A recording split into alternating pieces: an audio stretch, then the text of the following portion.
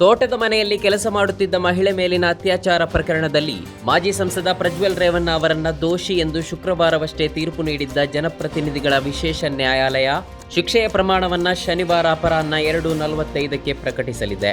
ಮಾಜಿ ಸಂಸದೆ ನಟಿ ರಮ್ಯಾಗೆ ಸಾಮಾಜಿಕ ಜಾಲತಾಣಗಳಲ್ಲಿ ಅಶ್ಲೀಲ ಸಂದೇಶ ರವಾನಿಸಿರುವ ಪ್ರಕರಣಕ್ಕೆ ಸಂಬಂಧಪಟ್ಟಂತೆ ಇಬ್ಬರನ್ನ ಸಿಸಿಬಿ ಸೈಬರ್ ಪೊಲೀಸರು ಬಂಧಿಸಿದ್ದಾರೆ.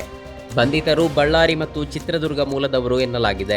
ಧರ್ಮಸ್ಥಳ ಪೊಲೀಸ್ ಠಾಣಾ ವ್ಯಾಪ್ತಿಯಲ್ಲಿ ಈ ಹಿಂದೆ ಅಪರಾಧ ಕೃತ್ಯಗಳಿಗೆ ಸಂಬಂಧಪಟ್ಟಂತೆ ಹೂತು ಹಾಕಲಾಗಿದೆ ಎನ್ನಲಾದ ಮೃತದೇಹಗಳ ಪತ್ತೆಗಾಗಿ ನಡೆಯುತ್ತಿರುವ ಶೋಧ ಕಾರ್ಯಾಚರಣೆ 5ನೇ ದಿನಕ್ಕೆ ಕಾಲಿಟ್ಟಿದೆ.